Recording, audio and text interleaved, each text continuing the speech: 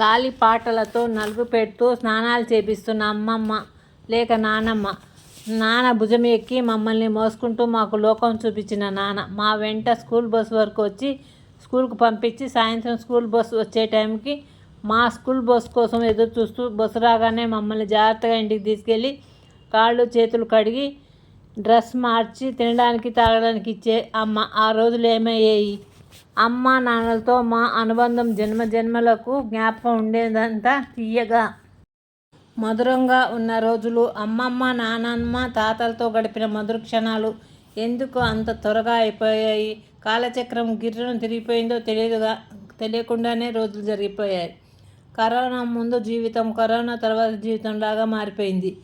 మా ఉద్యోగం అగచాట్లు, నేను నా భార్య కూడా సంపాదిస్తున్న ఖర్చుల భారం పెరుగుతూనే ఉంది. కానీ సేవింగ్స్ లేని జీవితాలు. బహుభారంగా పిల్లల చదువులు, వారికి అయ్యే ఖర్చులు. అయినా తప్పదు. ఇది పోటీ ప్రపంచం. ప్రపంచంలో ఉండే నాలెడ్జ్ అంతా సెల్ ఫోన్లో ఇమిడిపోయినట్లు కరోనా తర్వాత పిల్లల చదువులు. టెక్స్ట్ బుక్లలో కొన్ని క్వశ్చన్స్లకు ఆన్సర్ తీసుకురమ్మంటే సెల్ ఫోన్లలో సెర్చ్ చేసి దాని ఆన్సర్ రాయడం వరకు వచ్చింది.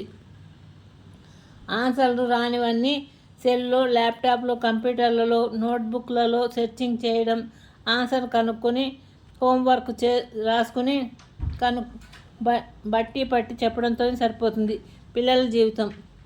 పిల్లల కోసం తల్లిదండ్రులు కూడా సెల్లో, కంప్యూటర్లలో మీద ఆధారపడక తప్పడం లేదు. ఇక మెదడుకు మేత ఎలా వస్తుంది? అసలు కంటతా నేర్చుకునేవన్నీ ఎంత ఏది వచ్చినా జ్ఞాపకంలో నుండి తీసి గడగడా చెప్పగల మేధస్సు ఎట్టిపోయిందో ఒక్కసారి జ్ఞాపకం చేసుకోండి. తల్లిదండ్రులు పిల్లలకు బుక్స్ నాలెడ్జ్ కంటతా చేయించగలిగితే పిల్లల మైండ్ షార్ప్గా మారుతుంది.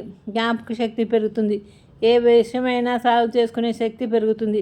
తల్లిదండ్రులుగా మీ పిల్లల జ్ఞాపక శక్తిని పెంచే బాధ్యత వాళ్ళతో. మీరు గడిపే టైం కేటాయించండి.